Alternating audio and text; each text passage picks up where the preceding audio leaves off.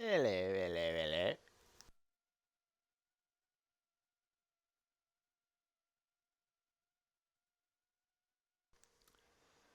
So it's been a while since I've done my last tutorial. Was also trying to figure out which one would be the sequel of the order of my tutorials that I already did, because the order of the tutorials is in the order of importance that players should be aware of what they what's been told in those tutorials. So quick overrun, of course, it's most important to know what your car is and what the hitbox is, which was my first tutorial. Then how to use that car in the arena and how the arena works and how you can best manage and use that knowledge. That was the second tutorial. Then I went into the boost management, which is how you use your car and the boost and the arena to get the most out of it. Then we went to the button settings, which of course you should have specified and adjusted to your best capabilities before you even start playing. Then we went into the different game modes tutorial, which game modes to play and when or when not. Then we did tutorial about the ranks and how they work and what's important in which rank, or how to move up, or how to prevent dropping down in ranks. Then we did the positional tutorial, which is when you start playing, so how to behave, when to be where or where not to be. And then we went to the kickoff tutorial, which is an action that is very prominent in the game, because every time you get a new kickoff, every time a goal comes, you get a new kickoff. And then we went into the tutorial for the rhythm of the game, which is how you can get the most out of all the managements of the previous tutorials. So once you get the hang of those first tutorials, you get a feeling of how the rhythm of the game goes. And you also notice that if you're out of the rhythm, that you probably get a goal and you're probably gonna lose. So then the next tutorial was hitting the ball, how to hit it, uh, which which part of the car to hit it to get the most power out of it, or how to softly approach it to keep the ball close. Then the next tutorial was the second best thing, which is what you should do if you don't get the first best thing, which is of course the hit and the goal, because you can score from anywhere in the field at all times. Then we went into the unspoken rules tutorial, which is also important because it mentions how most players uh, act and how those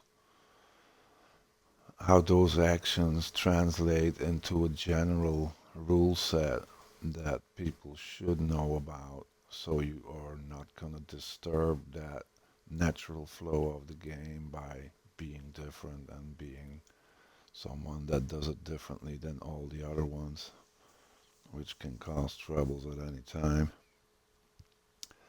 And then the last one I did was about defense, how to defend or how not to defend, and how to use the management of all the previous tutorials to be the best defender you can be. So the next tutorial was gonna be the open balls, but I'm gonna put a tutorial in between, which I think is also a very important aspect of the game. And And I notice a lot that a lot of players forget the difference between the two aspects I'm gonna bring now, and that is what is the difference between having fun and having not fun in the game?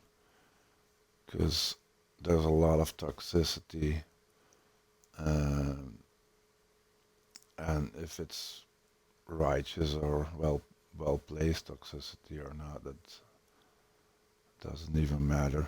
But if you experience too much toxicity, you're not gonna have fun. So when do you have fun and when do you not have fun? It also depends on how you approach the game. So are you gonna play with some friends? Is it gonna be more casual setting with some funny cars or some funny dressed up cars? Are you gonna do a private match? Are you gonna do a competitive match? Are you gonna do casual match? So are you gonna do crazy game modes? Or so that all matters on how to have fun with the game.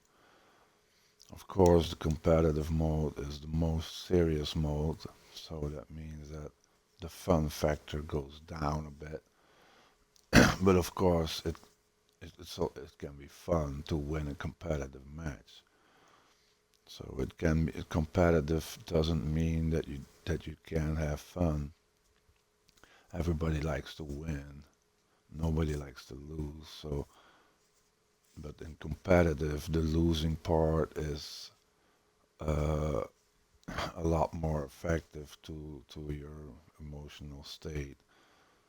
Because if you lose, you're gonna drop in level and you're gonna lose MMR and all of that. So if you're in casual mode, losing doesn't matter that much, or not at all even. So you're not gonna drop levels. You're always gonna stay in the level that you are in competitive mode.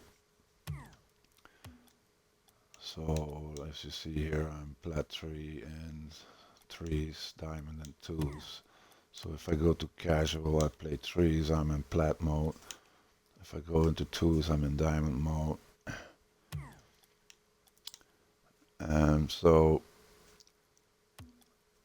if you have, if you want to play with your friends and just have some fun, or just have some practice and do some crazy things that you normally wouldn't do if you would go for a 100% win. Of course, the casual game mode is is what you should do, and then there is no shame or no bad thing, no negative feelings about losing matches. And that's very important that people know that because a lot of players think that they're ready for competitive mode at all times, and that's just not the case. If you're not warmed up, if you're not played in, if you haven't touched the ball a few times before you start playing, you're not gonna win your first match 9 out of 10. So if you go into competitive mode straight away without having some kind of prep, and you're gonna lose, then it gives you a bad feeling, but it's your own fault because you didn't prepare. So I often meet players, even in a tournament mode, which is the most competitive mode in the game, and then you see players that clearly have not prepared, not warmed up, not played any casual matches before they go into a tournament, and then they just miss the easy balls. They they don't get the hits that they need. They don't get the timing that they need to be effective enough to win a game. So in casual, that's all of that doesn't matter. So but you can use the casual mode to go into the competitive mode or into the tournament mode. So the game is always fun if you win, and this game always sucks if you lose. That's just how simple it is. So how to avoid that is to just be the best player that you can be at all times, no matter which game mode you play in. So if you're in casual, you're trying to warm up, or you're just trying to have some fun with friends, just try to be the best player you can be. Have the good rotations. Try to get some good passes. Try to make your team be the better aspect and not your own play.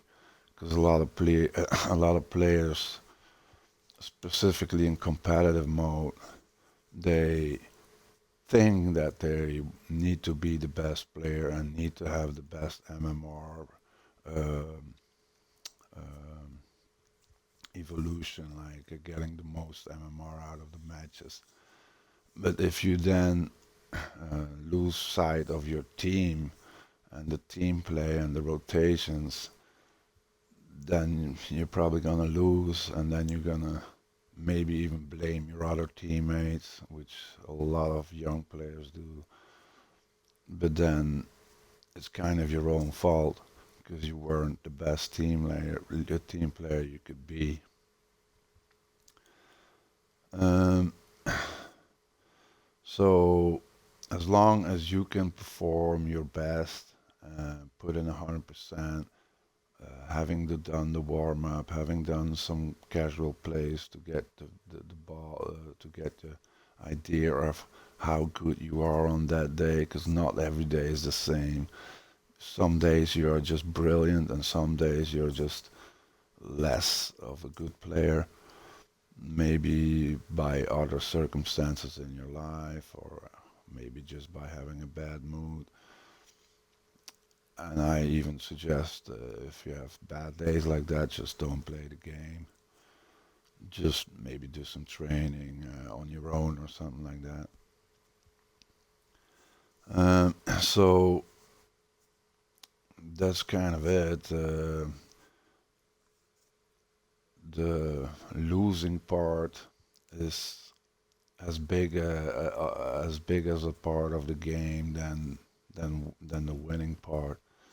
So if you're not prepared to lose, or if you're gonna be angry if you lose, then just don't play. Because a lot of players, specifically young players, they're even getting crazy toxic or crazy angry when they lose casual games, and that's just so silly because there's nothing at stake in a casual game.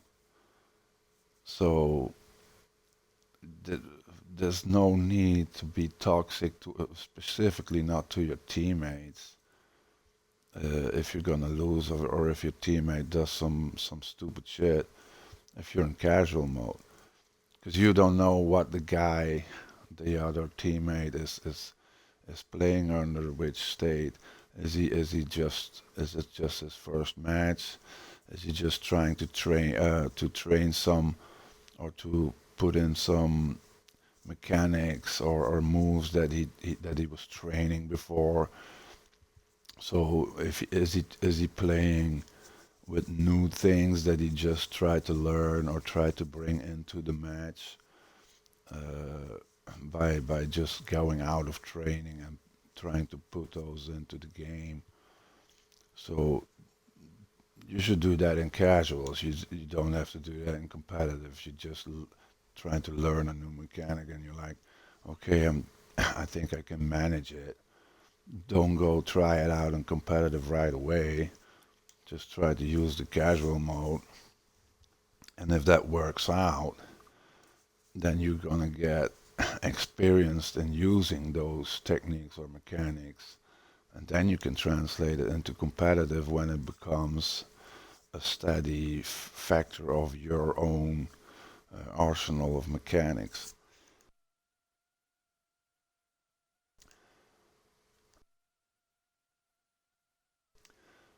So there's a lot of players also in casual that try to use the chat uh, as as a tool to win a match by being toxic towards the opponent.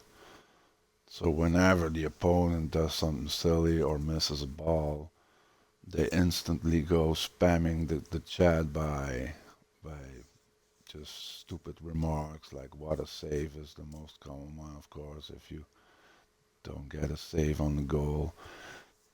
And by being toxic, the opponent tries to demolish your emotional state, your good vibe, your yearn to play the game, you know, and then when that breaks down, you're gonna be a worse player because you're gonna doubt yourself.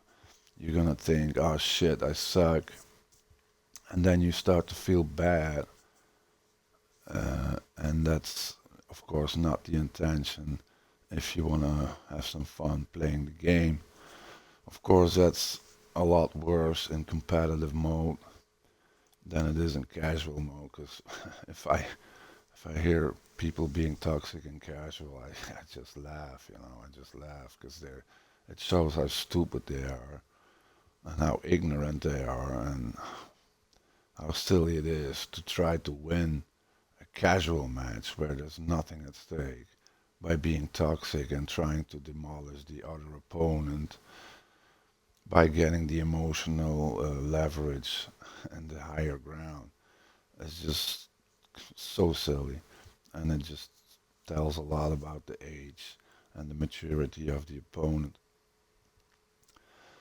So, as long as a player is aware of those things, you can anticipate it and you can place the reactions of the opponent or the teammates. Because if you get toxicity from your teammates, of course, it's a lot worse than if you get it from an opponent. Of course, there's also the option that you have to switch off the chat, which of course I recommend for all players. So as you see here, I have it standard on only a quick chat with teammates.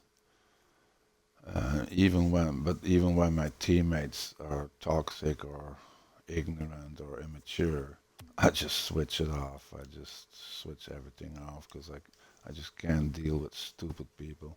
And there's a lot of them in this game, and that's what brings the fun factor of the game down right away.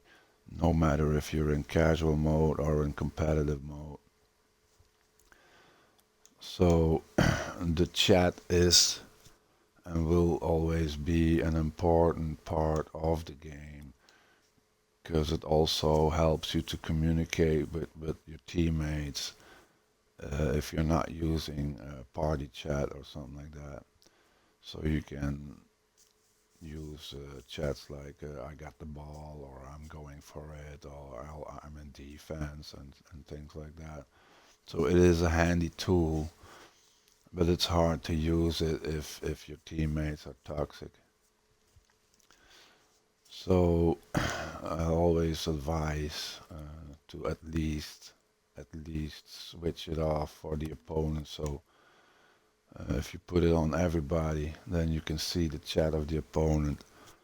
And a lot of people can say like, ah, it doesn't bother me what the opponent says, and they say like, what a save 3 million times, and you can say, ah, it doesn't bother me, but it has an impact on your emotional state always. I've met like zero players where it doesn't have any influence, except maybe Ample Cloud. So it demands a lot of maturity of a player to be able to absorb negativity and toxicity of other players, specifically opponents. So if your teammates are toxic, just switch it off completely and just try to play your own best. Try to be the best team player you can get. Because a lot of times, uh,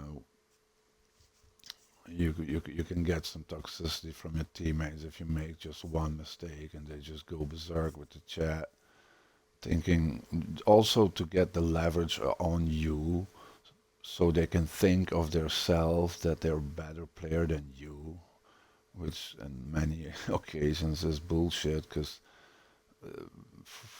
for the same instance, they 30 seconds later they make the same mistake or a mistake that's even worse. So it's just it's kind of a defensive tool of other players to blame other players so they can make themselves look good in front of their own eyes, and that's what it's all about. So as long as you try to be the best teammate you can be, you don't have anything to blame, and if as long as you can try to keep backing up every situation by having good rotations, having good hits, or having some nice goals, you will be the one to that supports your team. And if all players play like that, then you have a magnificent team, and that will mostly translate into wins, as proven in as good as every match that you play the game in. So yeah, and that's about it. So very important to know the differences here, which I also already mentioned in the tutorial about the game modes and how to use them or why. But I thought it was really important to go in deeper into the fact of having fun and not having fun and how to avoid not having fun, because losing doesn't mean you are not having fun. You can lose a match or two while still being confident about your own skills and about your own gameplay, as long as you put in the prep work and put in the effort of being the best teammate you can be. So as long as you do that, you don't have anything to blame. And if you don't do that, then you can be blaming other players for your own mistakes, and then that's when shit goes south. So just try to avoid that and try to be the best player at all times. Okay, that's it for this tutorial. Thank you.